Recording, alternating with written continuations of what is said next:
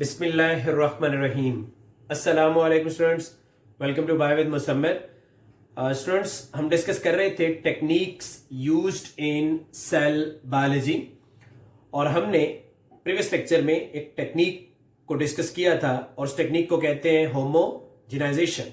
और मैंने आपको स्टूडेंट्स ये बताया था कि होमोजेनाइजेशन 2 लेवल्स पे होती है, यानी आप टिश्यूज में से सेल्स को सेपरेट करके और सेल्स का एक होमोजेनियस मिक्सचर बना सकते हैं, जिसको हमने नाम दिया था सेल होमोजेनेट या सेल सस्पेंशन का। और इसी तरह से हम सेल को ब्रेक करके और उसके कंपोनेंट्स का भी एक होमोजेनियस मिक्सचर बना सकते हैं। तो आज हम जिस होमोजेनाइजेशन को डिस्कस करेंगे उसमें है जी सेल लाइसिस या सेल डिसरप्शन।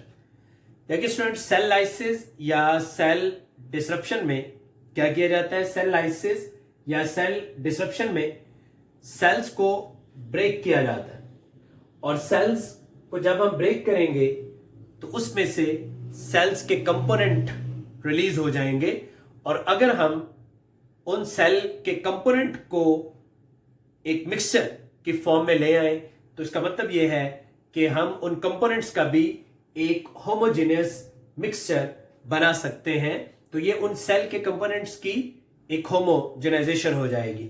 अच्छा देखिए स्टूडेंट्स, जब भी किसी सेल को ब्रेक किया जाता है यानी सेल की लाइसिस होती है तो आपको पता है कि उस सेल के अंदर से कुछ एंजाइम जो है वो रिलीज हो सकते हैं।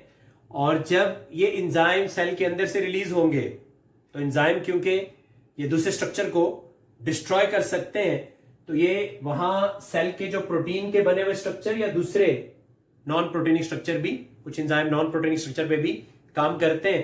तो ये जो एंजाइम है, ये एंजाइम क्या करेंगे? ये उन स्ट्रक्चर्स को ब्रेक कर देंगे। तो अगर ये एंजाइम उन स्ट्रक्चर को ब्रेक कर देते हैं तो जाहिर सी बात है कि फिर सेल के कंपोनेंट्स का एक होमोजेनियस मिक्सचर जो है वो बनाना मुमकिन नहीं है।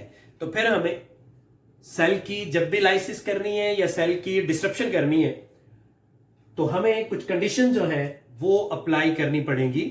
और वो जो कंडीशंस है वो कौन कौन सी हैं? यानी आप हाई पीएच पे सेल लाइसिस या सेल डिसरप्शन करें और इसी तरह से आप प्रॉपर टेम्परेचर जो है वो यहां पर आप प्रोवाइड करें।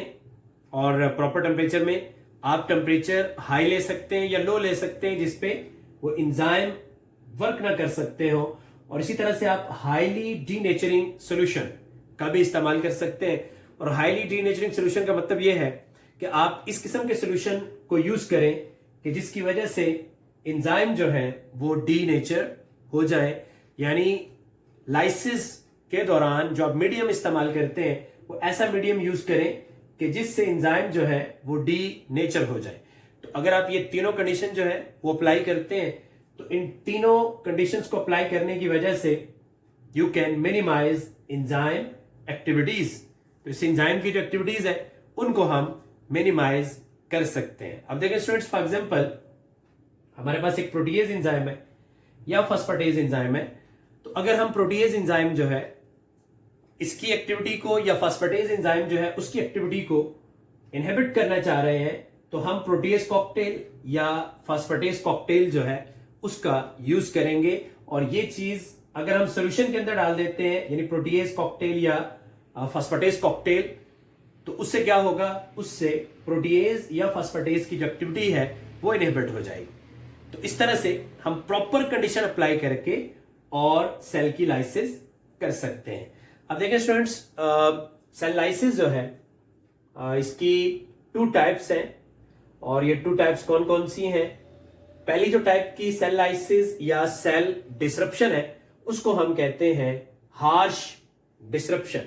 और हार्श डिसरप्शन हार्ड स्ट्रक्चर को ब्रेक करने के लिए की जाती और सॉफ्ट डिसरप्शन जो है वो सॉफ्ट स्ट्रक्चर को ब्रेक करने के लिए की जाती है। अब जो हार्श डिसरप्शन है उसमें हम डिफरेंट मेथड यूज कर सकते हैं। अब वो मेथड्स कौन कौन से हैं? फॉर एग्जांपल आप मैकेनिकल होमोजेनाइजेशन कर सकते हैं। इसी तरह से आप यूज कर सकते हैं French press, sonication, bead homogenisation and grinding. और जो सॉफ्ट डिसरप्शन है, इसमें आप freeze, thaw lysis, enzymatic lysis और डिटर्जेंट लाइसिस का प्रोसेस कर सकते हैं, और इन प्रोसेसेस के जरिए you can break the cell, आप सेल को ब्रेक कर सकते हैं। तो तमाम मेथड्स हैं सेल डिसरप्शन के, इनको हम थोड़ा डिटेल के साथ डिस्कस करते हैं।